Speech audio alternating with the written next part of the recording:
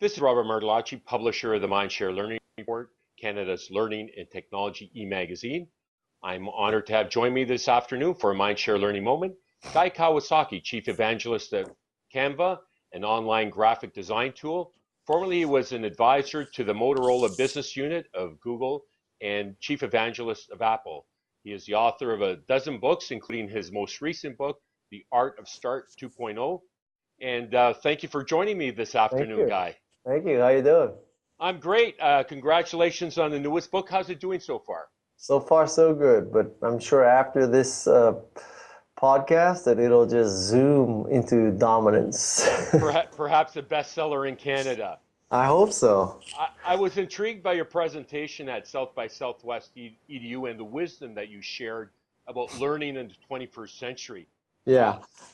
How did you enjoy the conference, and what inspired you to do the EDU portion? Yeah. Well, I really have never done the EDU portion. I didn't even know there was an EDU portion until this year. And one of the motivations was that we wanted to get the Canva name in front of the educational crowd. So this was a perfect thing. And so you have to earn your way into that. So I gave them a speech about hindsights and lesson advices and all that. And then I got to expose Canva a little bit, so everybody's happy. And Canva, by the way, it's really a fascinating solution. It puts the tools in the hands of the end user. It's about the democratization of the web, isn't it? Yes, specifically the democratization of design. Yes. Right. And how was the rest of the South by Southwest conference for you? I stayed a few more days. I love South by Southwest. I think it's just the best conference of the year. And, Absolutely. Yeah. Did you enjoy hanging out with some of the education leaders? Yeah. I have nothing but good things to say about South by Southwest. I read a couple articles recently about how South by Southwest isn't what it used to be and all that. And like, I asked myself, did we go to the same conference here? I mean, and some of it is, I think, this whole feeling of entitlement. Like, South by Southwest wasn't perfect for me, so it's not good. Well, you know what? Yeah, don't come then. I mean, yeah, it really is what you make it. And yeah. I think a big part of it is the informal learning and the collaboration. I mean, the hotel across the street was packed with people meeting and gathering informally and connecting, and that's that social learning component and forging those partnerships that are extremely valuable that I found. So let's talk about the startup space. At the moment, it's on fire in Canada. There are some 150 plus startups associated with the Mars Discovery District. That's an incubation center that we collaborate with. And a lot of them are focused on education because people want to make a difference. What's driving this frenzy, in your opinion? Well, is this center in Toronto? Yes. Yeah. Well, in your case, it's because there's no good hockey to watch. I have a question for you about the leagues at the very end. I'm saving the best for last. You brought up hockey. You're a big hockey fan and player, and so am I. I just played this morning. Me too. With my 85-year-old line mate, who's the former chairman of Hockey Canada and president of York University. And you mix up the game, and it's that collegial thing happening. Yeah, hockey's the best. I mean, the last time I was in Toronto, believe it or not, some people put a game together for me with Eric Lindros. Right. Yeah, I have some buddies that skate with them. So yeah, probably actually, you know what? They were out there with you. Jeff Shaw, and a couple of other guys. Yeah. So we went to it was some university where something was converted to a rink. It used to be an auditorium or something, and it was I don't know, some university, and I was on Eric's line. How cool is that? So so he was passing me the puck for 60 minutes, and I could not score. How about that? Needed to get him to clear the way, just well, I didn't want him to get any more concussions. That's right. But we were talking about the startup sector, and Yep. apparently there's more edtech startups in Toronto area than Silicon Hmm. Valley. What's your perspective on it? And I hope they all buy your book, by the way, if they want to be I successful. hope so, yes. So what's my perspective on what? Having so many Yeah, startups? the frenzy around startups and young people wanting to. Well, I think it's fantastic. And, what's causing this frenzy, well, not only the fact that the economy and the mentality is generally turning around, but also so many of the things that startups need now is either free or cheap, right? So tools are free or cheap, and marketing with social media is free or Right. cheap, and you don't really build any server rooms anymore. You just call up Amazon or Rackspace, and all these things, virtual teams. Open source. I mean, all this stuff means that it's much easier, much cheaper to start a company, and so more people are doing it. Awesome. Now, I vividly recall the tech bubble from the 90s, working with Kevin O'Leary, Yeah. Kevin O'Leary, who's now in Shark's Tank and was on Dragon's Den with the learning company. By the way, why are you not on Shark's Tank? That's You my know, question. I got to tell you, I vaguely recall being asked, and I think I turned it down because I didn't want to be, one of these spectacles on TV. But man, what a mistake that was. Yeah, it's So, really taken off.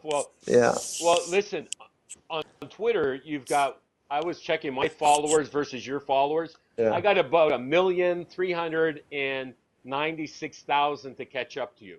Yeah. That's unbelievable. What is your recipe for success in perhaps Social giving, media. yeah, social media and giving advice to startups that really Yeah. want to do it Well, cost effectively? so for social media, my whole theory is provide value.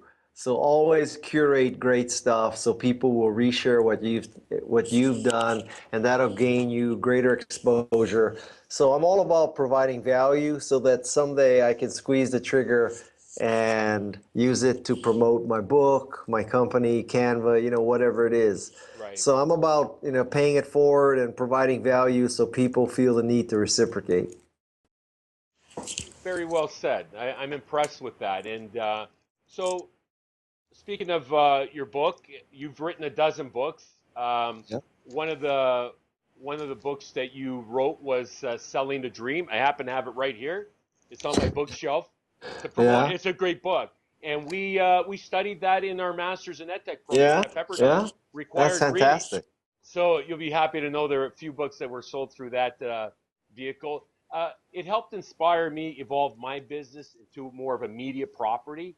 Hmm. Uh, is our education system transforming quick enough in harnessing the power of technology to meet the emerging needs of today's students, in your opinion? Man, I've been out of school for so long, I have no idea. I mean, you know, Yeah, it, this you is have. this is one Yeah, of those kind of things. If you read one article and it says, U.S. and Canada is falling behind every other country. You read another article, all these great things are happening, democratizing education. I really don't know. Um, now but your kids are in the system or went through the system. Well, I have two in college, one in seventh grade and one in third grade, so they're Okay, all over the map. from your perspective as a parent, how are they doing as it relates to 21st century learning and technology? I think they're doing just fine. They don't read the newspaper. They get their news from YouTube and Facebook, like everybody else. So, yeah, I think it's fine. Nolan Bushnell, who Yeah, presented at our EdTech Leadership Summit in Toronto last fall, talked yeah, about hiring Steve Jobs and how impressed he was with his yeah, work ethic. yeah. You had the good fortune of working for Steve Jobs. How did it help shape your career? Well, without Steve Jobs, I would not be where I am. So certainly he was, probably the biggest factor in my career. He was a remarkable person, and lots of stuff have been written about him, and not all of it is to be taken so seriously. I mean, he was not an easy person to work for, but there are a lot of pain in the ass people to work for. So, and they're not Steve Jobs. So, thumbs up. I don't know anybody who worked for him who wishes they had it. Let me put it to you that way. Right. Now, did you ever butt heads on occasion? A little bit, but you know, that's like to use a hockey analogy, you know, if you're Martin St. Louis, you're not gonna go pick a fight with Charo. You know what I'm saying? Yeah, Uh, that's a good analogy. I understand that being a hockey guy, yeah. and so will most other Canadians, no doubt. Now, did he offer you advice going forward when you guys kind of parted ways? No, I mean, you know, I don't know. I didn't, but you know, I don't think many people had sort of a touchy-feely, you know, Steve, what do you think I should do in my life kind of Yeah, relationship, right? You just like happy to not get slaughtered by him. So that's a win. right. Cool. Now, your latest gig with Canva, it seems Yes. like it's a pretty cool company that empowers users to design with easy to use tools. What do you look for in a startup before you choose to invest? Well, I look for stuff that I personally use. And that way, at least, you know, I think I have some knowledge of what they're doing. So that's kind of my test. And I'm not really investing in companies anymore. I'm, you know, more or less full time with Canva. Um, How did so that that's, how did that evolve? It's out of Australia originally? yeah, it's out of Australia and they found me. They're still in Australia and I'm sort of an outward focused evangelist for the company. Well, that's a pretty good opportunity that they brought you into. It sounds like. Yeah.